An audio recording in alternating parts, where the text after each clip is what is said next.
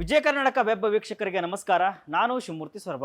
ವೀಕ್ಷಕರೇ, 370ನೇ ವಿಧಿ ರದ್ದತಿ, ತ್ರಿವಳಿ ತಲಾಖ್ ರದ್ದತಿ ಬಳಿಕ 1995ರ ವಕ್ಫ್ ಕಾಯ್ದೆಗೆ ತಿದ್ದುಪಡಿ ತರಲು ಪ್ರಧಾನಿ ನರೇಂದ್ರ ಮೋದಿ ನೇತೃತ್ವದ ಕೇಂದ್ರ ಸರ್ಕಾರ ಮುಂದಾಗಿದೆ. ಅದರ ಭಾಗವಾಗಿ ಗುರುವಾರ ಲೋಕಸಭೆಯಲ್ಲಿ ವಕ್ಫ್ ತಿದ್ದುಪಡಿ ಮಸೂದೆ 2024 ಕಾನೂನು ಮತ್ತು ಸಂಸದೀಯ ವ್ಯವಹಾರಗಳ ಸಚಿವ ಕಿರಣ್ ರಿಜಿಜು ಮಂಡಿಸಿದ್ದಾರೆ. ಸುಮಾರು 44 ತಿದ್ದುಪಡಿಗಳನ್ನ ಹೊಂದಿರುವ ಮಸೂದೆಗೆ ವಿಪಕ್ಷಗಳು ತೀವ್ರ ವಿರೋಧವನ್ನ ವ್ಯಕ್ತಪಡಿಸಿವೆ. ವಕ್ಫ್ ಮಂಡಳಿಯಲ್ಲಿ 2 ಮಹಿಳಾ ಸದಸ್ಯರನ್ನ ಕಡ್ಡಾಯವಾಗಿ ಹೊಂದಿರಬೇಕು.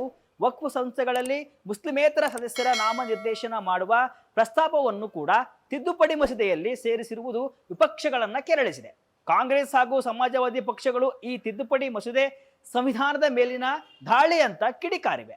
ಸದ್ಯ ತಿದ್ದುಪಡಿ ಮಸೂದೆಯನ್ನ ಜಂಟಿ ಸಂಸದೀಯ ಸಮಿತಿಗೆ ಪರಿಶೀಲನೆಗೆ ಕಳುಹಿಸಲಾಗಿದೆ. ಹಾಗಾದ್ರೆ ವಕ್ಫ್ ತಿದ್ದುಪಡಿ ಮಸೂದೆಯಲ್ಲಿ ಏನೆಲ್ಲ ಇದೆ, ಏನೇನು ಬದಲಾವಣೆ ಆಗಲಿದೆ ಎಂಬುದನ್ನ ಈ ವಿಡಿಯೋದಲ್ಲಿ ನೋಡೋಣ ಬನ್ನಿ.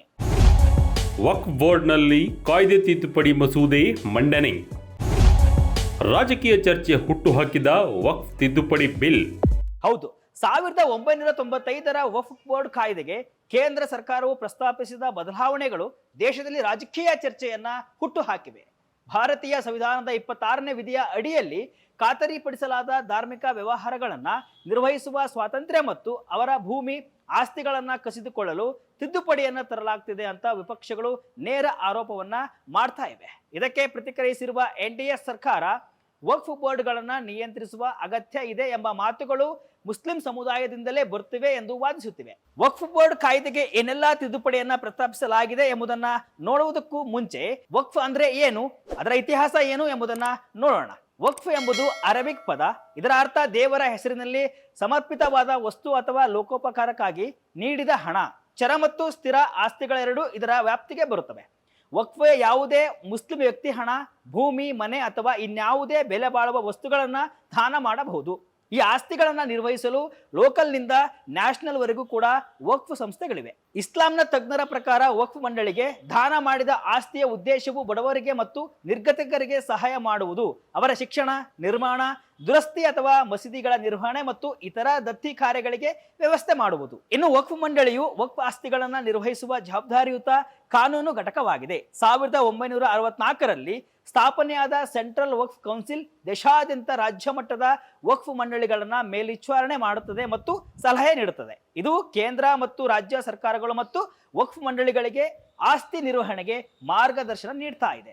1995ರಲ್ಲಿ ವಕ್ಫ್ ಕಾಯ್ದೆಗೆ ತಿದ್ದುಪಡಿ ತಂದು ಪ್ರತಿ ರಾಜ್ಯ ಅಥವಾ ಕೇಂದ್ರಾಡಳಿತ ಪ್ರದೇಶದಲ್ಲಿ ವಕ್ಫ್ ಮಂಡಳಿಯನ್ನ ರಚಿಸಲು ಅನುಮತಿ ನೀಡಲಾಯಿತು. ಅದಾದ ಬಳಿಕ 2013ರಲ್ಲಿ 1995ರ ಕಾಯ್ದೆಗೆ ತಿದ್ದುಪಡಿ ತಂದು ವಕ್ಫ್ ಬೋರ್ಡ್ಗಳಿಗೆ ಮಹತ್ವದ ಅಧಿಕಾರವನ್ನ ನೀಡಿತ್ತು.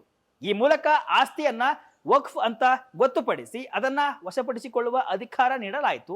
ಅದಲ್ಲದೆ ವಕ್ಫ್ಗಾಗಿ ಬದಲಾದ ಆಸ್ತಿಯ ಸ್ಥಾನಮಾನಕ್ಕೆ ಸಂಬಂಧಿಸಿದ ವಿವಾದಗಳಲ್ಲಿ ವಕ್ಫ್ ಬೋರ್ಡಿನ ಟ್ರಿಬ್ಯುನಲ್ ನಿರ್ಧಾರವೇ ಅಂತಿಮವಾಗಿತ್ತು. ಅದರ ನಿರ್ಧಾರವನ್ನ ಯಾವುದೇ ನ್ಯಾಯಾಲಯದಲ್ಲಿ ಪ್ರಶ್ನಿಸುವಂತಿದ್ದಿಲ್ಲ. ವಕ್ಫ್ ಕಾಯ್ದೆಗೆ ತಿದ್ದುಪಡಿ ಬಿಲ್ನಲ್ಲಿ ಏನೆಲ್ಲ ಇದೆ? ವಕ್ಫ್ ಅಧಿಕಾರಕ್ಕೆ ಬ್ರೇಕ್, ಸರ್ಕಾರದ ನಿಗಾ ಹೆಚ್ಚಳ. ಇದು ಎಲ್ಲ ವಕ್ಫ್ ಕಾಯ್ದೆ ಮಂಡಳಿ ಬಗ್ಗೆ ಆಯಿತು. ಆದರೆ ಹೊಸ ತಿದ್ದುಪಡಿ ಮಸೂದೆಯಲ್ಲಿ ಏನಿದೆ ಎಂಬುದನ್ನ ನೋಡೋದಾದ್ರೆ 2024ರ ವಕ್ಫ್ ತಿದ್ದುಪಡಿ ಮಸೂದೆಯು ವಕ್ಫ್ ಮಂಡಳಿಗಳಿಗೆ ಆಸ್ತಿ ನಿರ್ವಹಣೆಗೆ ಇರುವ ಅಧಿಕಾರವನ್ನ ಮಿತಿಗೊಳಿಸಿ ಅಲ್ಲಿ ಸರ್ಕಾರದ ಮೇಲ್ವಿಚಾರಣೆಯನ್ನ ಹೆಚ್ಚಿಸುವ ಗುರಿಯನ್ನ ಹೊಂದಿದೆ. ಇದರ ಜೊತೆ ತಿದ್ದುಪಡಿಯ ಪ್ರಮುಖ ಅಂಶಗಳನ್ನ ನೋಡೋದಾದ್ರೆ ವಕ್ಫ್ ಆಸ್ತಿಗಳನ್ನ ಮೌಲ್ಯಮಾಪನಕ್ಕಾಗಿ ಜಿಲ್ಲಾಧಿಕಾರಿಗಳ ಕಚೇರಿಯಲ್ಲಿ ಕಡ್ಡಾಯವಾಗಿ ನೋಂದಾಯಿಸಬೇಕು. ಕಾಯ್ದೆ ಪ್ರಾರಂಭವಾಗುವ ಮೊದಲು ಅಥವಾ ನಂತರ ವಕ್ಫ್ ಆಸ್ತಿ ಎಂದು ಗುರುತಿಸಲಾದ ಸರ್ಕಾರಿ ಆಸ್ತಿಗಳನ್ನ ವಕ್ಫ್ ಆಸ್ತಿ ಅಂತ ಪರಿಗಣಿಸಲಾಗುವುದಿಲ್ಲ. ವಕ್ಫ್ ಆಸ್ತಿಯೇ ಅಥವಾ ಸರ್ಕಾರಿ ಭೂಮಿಯೇ ಎಂಬುದನ್ನ ಜಿಲ್ಲಾಧಿಕಾರಿ ನಿರ್ಧರಿಸಲಿದ್ದು ಅವರ ತೀರ್ಮಾನವೇ ಅಂತಿಮವಾಗಿರುತ್ತೆ. ಜಿಲ್ಲಾಧಿಕಾರಿಗಳು ಕಂದಾಯ ದಾಖಲೆಗಳನ್ನ ನವೀಕರಿಸಿ ರಾಜ್ಯ ಸರ್ಕಾರಕ್ಕೆ ವರದಿ ಸಲ್ಲಿಸುತ್ತಾರೆ. ಜಿಲ್ಲಾಧಿಕಾರಿಗಳ ವರದಿ ಸಲ್ಲಿಸುವವರೆಗೆ ವಕ್ಫ್ ಆಸ್ತಿಗಳಿಗೆ ಮಾನ್ಯತೆ ನೀಡುವುದಿಲ್ಲ. ವಕ್ಫ್ ಮಂಡಳಿಯ ನಿರ್ಧಾರಗಳೊಂದಿಗೆ ಇರುವ ವಿವಾದಗಳನ್ನ ಈಗ ಹೈಕೋರ್ಟ್ಗಳಿಗೆ ಮೇಲ್ಮನವಿಯನ್ನ ಸಲ್ಲಿಸಬಹುದು. ಮೌಖಿಕ ಘೋಷಣೆಗಳ ಆಧಾರದ ಮೇಲೆ ಯಾವುದೇ ಆಸ್ತಿಯನ್ನ ವಕ್ಫ್ ಅಂತ ಪರಿಗಣಿಸಲು ಅನುಮತಿಸುವ ನಿಬಂಧನೆಗಳನ್ನ ಮಸೂದೆ ತೆಗೆದುಹಾಕುತ್ತದೆ. ಅರ್ಹ ವಕ್ಫ್ ನಾಮ ಇಲ್ಲದ ಆಸ್ತಿಗಳನ್ನ ಶಂಕಿತ ಅಥವಾ ವಿವಾದಿತ ಅಂತ ಹೊಸ ಮಸೂದೆ ಪರಿಗಣಿಸಲಾಗುತ್ತೆ. ಜೊತೆಗೆ ಆ ಬಗ್ಗೆ ಜಿಲ್ಲಾಧಿಕಾರಿಗಳು ಅಂತಿಮ ನಿರ್ಧಾರವನ್ನ ತೆಗೆದುಕೊಳ್ಳುವವರೆಗೆ ಅದು ನಿಷ್ಕ್ರಿಯವಾಗಿರುತ್ತೆ. ಭಾರತದ ಕಂಟ್ರೋಲರ್ ಮತ್ತು ಆಡಿಟರ್ ಜನರಲ್ ಅಥವಾ ಗೊತ್ತುಪಡಿಸಿದ ಅಧಿಕಾರಿಗಳು ನೇಮಿಸಿದ ಲೆಕ್ಕ ಪರಿಶೋಧಕರ ಮೂಲಕ ವಕ್ಫ್ ಆಸ್ತಿಗಳ ಲೆಕ್ಕ ಪರಿಶೋಧನೆಗೆ ಆದೇಶ ನೀಡುವ ಅಧಿಕಾರವನ್ನ ಕೇಂದ್ರ ಸರ್ಕಾರ ಹೊಂದಿರುತ್ತೆ. ಕೇಂದ್ರ ವಕ್ಫ್ ಕೌನ್ಸಿಲ್ ಮತ್ತು ರಾಜ್ಯ ಮಂಡಳಿಗಳಲ್ಲಿ ಇಬ್ಬರು ಮಹಿಳಾ ಸದಸ್ಯರು ಕಡ್ಡಾಯವಾಗಿ ಇರಲೇಬೇಕು ಎಂಬ ಅಂಶವನ್ನು ಕೂಡ ಸೇರಿಸಲಾಗಿದೆ. ಅದರ ಜೊತೆ ಮುಸ್ಲಿಮೇತರ ಸದಸ್ಯರ ನಾಮನಿರ್ದೇಶನವನ್ನು ಕೂಡ ಪ್ರಸ್ತಾಪಿಸಲಾಗಿದೆ. ಇವುಗಳ ಜೊತೆ ಇನ್ನು ಅನೇಕ ತಿದ್ದುಪಡಿಗಳನ್ನ ಮಸೂದೆಯಲ್ಲಿ ಪ್ರಸ್ತಾಪಿಸಲಾಗಿದೆ. ಪ್ರಮುಖವಾಗಿ ವಕ್ಫ್ ಬೋರ್ಡ್ ತನ್ನ ಆಸ್ತಿ ವಿವಾದಗಳಿಂದಲೇ ಕುಖ್ಯಾತಿ. ವಕ್ಫ್ ಬೋರ್ಡ್ ಆಸ್ತಿ ವಿವಾದಗಳು ಹೊಸದೇನಲ್ಲ. ಬ್ರಿಟಿಷರ ಕಾಲದಿಂದಲೂ ಕೂಡ ಹೋರಾಟ ನಡೀತಾ ಇದೆ. ಬ್ರಿಟಿಷರ ಆಳ್ವಿಕೆಯಲ್ಲಿ ವಕ್ಫ್ ಆಸ್ತಿಯ ಸ್ವಾಧೀನಕ್ಕೆ ಸಂಬಂಧಿಸಿದ ವಿವಾದವು ಲಂಡನ್ನಿನ ಪ್ರಿವಿ ಕೌನ್ಸಿಲ್ಗೆ ತಲುಪುವಷ್ಟು ಹೆಚ್ಚಾಗಿತ್ತು. ಇದಾದ ನಂತರ ಬ್ರಿಟನ್ನಲ್ಲಿ 4 ನ್ಯಾಯಾಧೀಶರ ಪೀಠ ಕುಳಿತು ವಕ್ಫ್ ಎನ್ನುವುದಕ್ಕೆ ಅಕ್ರಮ ಅಂತ ಘೋಷಣೆ ಮಾಡಿತ್ತು. ಆದರೆ ಈ ನಿರ್ಧಾರವನ್ನ ಭಾರತದಲ್ಲಿದ್ದ ಬ್ರಿಟಿಷ್ ಸರ್ಕಾರ ಅಂಗೀಕರಿಸಿದ್ದಿಲ್ಲ. 1913ರಲ್ಲಿ ವಕ್ಫ್ ದೃಢೀಕರಣ ಕಾಯ್ದೆ ತರುವ ಮೂಲಕ ಮುಸ್ಲಿಮರು ವಕ್ಫ್ ಮಂಡಳಿಯನ್ನ ಉಳಿಸಿಕೊಂಡಿದ್ರು. ಸ್ವಾತಂತ್ರ್ಯ ಬಂದ ಬಳಿಕ ವಕ್ಫ್ ಕಾಯ್ದೆಯನ್ನ ಮುಂದುವರಿಸಲಾಯಿತು. ಹಿಂದೂಗಳೇ ಬಹುಸಂಖ್ಯಾತರಾಗಿದ್ದ ತಮಿಳುನಾಡಿನ ತಿರುಚುಂದುರೈ ಎಂಬ ಹಳ್ಳಿಯನ್ನೇ ವಕ್ಫ್ ಬೋರ್ಡ್ ತನ್ನದು ಅಂತ ಹೇಳಿಕೊಂಡಿತ್ತು.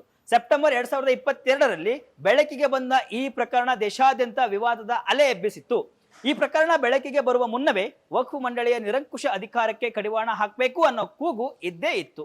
2023ರ ಮೇ ತಿಂಗಳಲ್ಲಿ ದಿಲ್ಲಿ ವಕ್ಫ್ ಬೋರ್ಡ್ ಕೂಡ ಸುದ್ದಿಯಲ್ಲಿ ಇತ್ತು. ಮಧ್ಯಪ್ರದೇಶದಲ್ಲಿ ವಕ್ಫ್ ಮಂಡಳಿ ಐತಿಹಾಸಿಕ ಸ್ಮಾರಕಗಳನ್ನ ತನ್ನ ಆಸ್ತಿ ಅಂತ ಘೋಷಿಸಿತ್ತು. ಈ ಹಿನ್ನೆಲೆ ಮಧ್ಯಪ್ರದೇಶ ಹೈಕೋರ್ಟ್ ಅಲ್ಲಿನ ವಕ್ಫ್ ಬೋರ್ಡ್ಗೆ ತೀವ್ರ ತರಾಟೆಗೆ ತೆಗೆದುಕೊಂಡಿದೆ. ವಕ್ಫ್ ಬಳಿ ಇದೆ ಬರೋಬ್ಬರಿ 8.7 ಲಕ್ಷ ಆಸ್ತಿಗಳು. ಲಕ್ಷ ಕೋಟಿ ರೂಪಾಯಿ ಬೆಲೆ ಬಾಳೋ ಆಸ್ತಿ. ವಕ್ಫ್ ಆಸ್ತಿ ಎಷ್ಟು ಇದೆ ಎಂಬುದನ್ನು ಗಮನಿಸುವುದಾದರೆ ದೇಶಾದ್ಯಂತ ಬರೋಬ್ಬರಿ 8,70,000 ವಕ್ಫ್ ಆಸ್ತಿಗಳಿವೆ. ಇದರಲ್ಲಿ ಸುಮಾರು 9.40 ಲಕ್ಷ ಎಕರೆ ವ್ಯಾಪ್ತಿಯ ಪ್ರದೇಶ ಇದೆ. ಈ ಆಸ್ತಿಗಳ ಮೌಲ್ಯ ಹಲವು ಲಕ್ಷ ಕೋಟಿ ರೂಪಾಯಿ ಆಗಬಹುದು. ಆಸ್ತಿಗಳು ಇರುವ ಸ್ಥಳ, ಆ ಸ್ಥಳದ ಮಾರುಕಟ್ಟೆ ಮೌಲ್ಯ ಆಧರಿಸಿ ದೇಶಾದ್ಯಂತ ಇರುವ ವಕ್ಫ್ ಆಸ್ತಿಗಳ ಒಟ್ಟು ಮೌಲ್ಯ ನಿರ್ಧರಿಸಬೇಕಾಗುತ್ತೆ. ಸಾಕಷ್ಟು ವಕ್ಫ್ ಆಸ್ತಿಗಳು ಪ್ರಮುಖ ಸ್ಥಳಗಳ ಆಯಕಟ್ಟಿನ ಪ್ರದೇಶಗಳಲ್ಲೇ ಇವೆ. ಜೊತೆಗೆ ಕೆಲವು ಆಸ್ತಿಗಳಿಗೆ ಐತಿಹಾಸಿಕ ನಂಟು ಇರುವ ಕಾರಣ ಪುರಾತತ್ವ ಇಲಾಖೆಗೂ ಮಹತ್ವದ್ದಾಗಿದೆ. ಜಂಟಿ ಸಂಸದೀಯ ಸಮಿತಿಗೆ ವಕ್ಫ್ ತಿದ್ದುಪಡಿ ಬಿಲ್. ವಕ್ಫ್ ಕಾಯ್ದೆ ತಿದ್ದುಪಡಿಗೆ ಮತ್ತೊಂದು ಅಧಿವೇಶನ ಬೇಕು. ಇನ್ನು ಲೋಕಸಭೆಯಲ್ಲಿ ಮಂಡನೆಯಾದ ವಕ್ಫ್ ತಿದ್ದುಪಡಿ ಮಸೂದೆಯ ಬಗ್ಗೆ ಭಾರಿ ಚರ್ಚೆ ನಡೆಯಿತು. ವಿಪಕ್ಷಗಳು ಮಸೂದೆಯನ್ನ ಪರಿಶೀಲಿಸಬೇಕು ಅಂತ ಆಗ್ರಹಿಸಿದವು.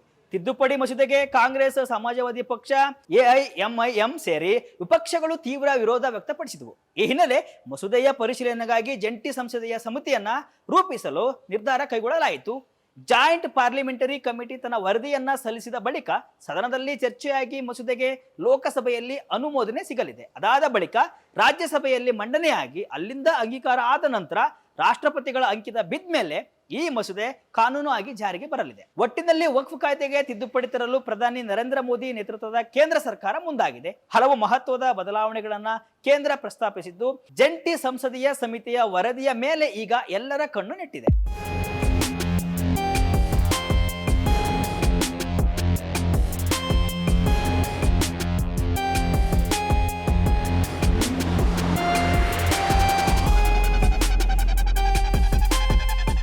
ಇದಿಷ್ಟು ಇವತ್ತಿನ ವಿಶೇಷ. ಇದೇ ರೀತಿಯ ಹಲವು ವಿಶ್ಲೇಷಣೆ, ಮಾಹಿತಿ ಅಷ್ಟೇ ಅಲ್ಲ, ಮನೋರಂಜನೆಯ ವಿಡಿಯೋಗಳಿಗಾಗಿ ವಿಜಯ ಕರ್ನಾಟಕ ವೆಬ್ಸೈಟ್, ಫೇಸ್ಬುಕ್ ಹಾಗೂ ಯೂಟ್ಯೂಬ್ ಪೇಜ್ ಅನ್ನು ಫಾಲೋ ಮಾಡಿ. ಧನ್ಯವಾದಗಳು.